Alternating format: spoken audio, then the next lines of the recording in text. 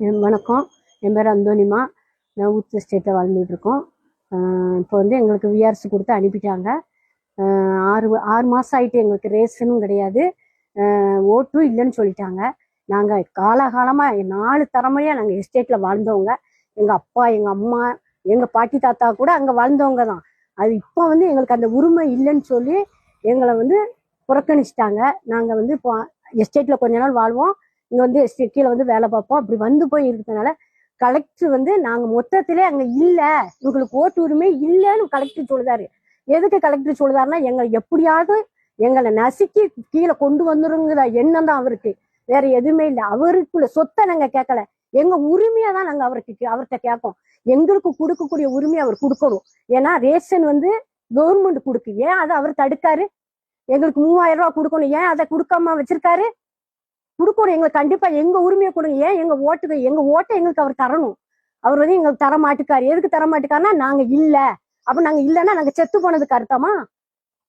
அவர் அப்படி எங்களை நினைக்காரு. 14 பேருக்கு மட்டும்தான் அங்க இருக்குன்னா நாங்க அப்ப என்ன செய்வாங்க? பிள்ளைகளை நாங்க ஸ்கூல்ல சாப்போம், எங்க பிள்ளைகளுக்கு ஃபீஸ் கட்டணும், நாங்க கீழே தான் வேலை பார்க்கணும், எங்க மாப்பிள்ளை வேலை பார்க்க நாங்க ஒரு 2 நாள் வருவோம், 2 நாள் எஸ்டேட்டுக்கு போவோம். நாங்க இல்லாத நேரம் அவர் வந்து எஸ்டேட்ல வந்து பார்த்துட்டு ஒருத்தருமே இல்லைன்னு நீங்க சொல்லக்கூடாதுல. கோர்ட்ல இருந்து வந்த சம்மனையே இவர் மதிக்காம எங்களுக்கு கொடுக்கல, எங்களுக்கு ரேஷன் கொடுக்கல. ஏன் கொடுக்கல? அவங்கவுங்க அராஜகம் பண்ணக்கூடாது, இல்லை எங்க வயிற்றுல அவங்க அடிக்க கூடாது. எங்களுக்கு ஓட்டு வந்து எஸ்டேட்ல தான் வேணும். நாங்க 2 ட்ரிப்பு ஃபார்ம் நிரப்பி கொடுத்துருக்கோம். எங்களுக்கு கண்டிப்பா எஸ்டேட்ல எங்களுக்கு ஓட்டு வேணும். எங்க அந்த உரிமைக்காக நாங்க போராடுவோம். வேற எங்கேயும் நாங்க ஓட்டு போட மாட்டோம். நாங்க எப்படி ஒரு 6-7 ட்ரிப்பு பண்ணியிருக்கோம். ஆமா, போட்டது கூடுதல் தான் இருக்கும். லாஸ்ட் எலெக்ஷனா இது எங்களுக்கு வேணும் அப்படின்னு நாங்க கேட்பையா. எங்களுக்கு வந்து இன்னும் வந்து எஸ்டேட் அடைச்சிட்டாங்கன்னா நாங்க இன்னும் அந்த பகுதிக்கு போக முடியாது. எங்களுக்கு இந்த ஒரு வாய்ப்பை கேட்கணும்னு தான் நாங்க கலெக்டர் காலில் கூட விழல.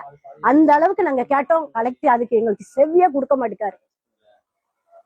எங்களுக்கு எப்படினாலும் கரண்ட் இல்லாம ஆக்குனாங்க, தண்ணி இல்லாம ஆக்குனாங்க, பச நுப்பாட்டினாங்க, எல்லாத்தையும் எங்களை போராடி எங்களை பார்க்கணும். இல்ல அப்படிலாம் எங்களை எல்லாத்தையும் மாஞ்சோள மக்கள் அவர் என்ன செய்யணுமோ அதை செஞ்சு முடிக்கட்டும். கலெக்டர் அவர் அந்த நிலைமையில தான் எங்களை பார்க்காரு. இப்படி ஒரு இருதயம் உள்ள கலெக்டர் நாங்க பார்த்ததே இல்லை. இவ்வளவு ஒரு இருதயம் அவருக்கு கடினமா இருக்கு. நாங்க என்ன செஞ்சோம்? மாஞ்சோள மக்கள் அவரை நாங்க ஓட்ட தான் கேட்கோம், வேற எந்த உரிமையும் அவர்கிட்ட நாங்க கேட்கல. எங்களுக்கு கூட ஓட்ட கூட எங்க ரேஷனை கூடன்னு தான் கேட்டோம். நாங்க போடலையே, போராடலையே, நாங்க போராட்டம் பண்ணல. எங்களுக்கு எங்க ஓட்ட கொடுங்க. நாங்க இந்த வருஷம் இந்த ஒரு 5 ஆண்டு தான் நாங்க ஓட்டு போடுவோம். வேற நாங்க எங்க போய் போட போறோம்? நாங்க எங்க பிறந்த ஊர்ல போய் நாங்க போடணும்னா நாங்க எப்பனாலும் போட்டுக்கலாம். நாங்க வாழ்ந்த பூமி, நாங்க அதுல எத்தனை ஆண்டு எங்க பாட்டி தாத்தா தலைமுறை, எங்க அம்மா, எங்க அப்பா, எங்க பாட்டி தாத்தாலாம் அந்த ஊர்ல அடக்கம் பண்ணவங்க. நாங்க எங்க கல்லறை எல்லாம் கெட்டி நாங்க வாழ்ந்தவங்க. 3, 4, 5 தலைமுறையா இருந்த இடம். எங்களுக்கு அந்த உரிமை எங்களுக்கு வேணும். எங்களுக்கு ஒரு ட்ரிப்பு ஓட்டு போடுறதுக்கு இந்த கலெக்டர் எங்களுக்கு அனுமதி கொடுக்கட்டும். ஏன் எங்களுக்கு கொடுக்க மாட்டேக்காரு?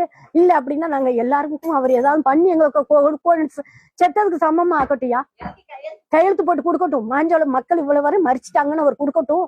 ஓட்டு எங்களுக்கு வேண்டாயா?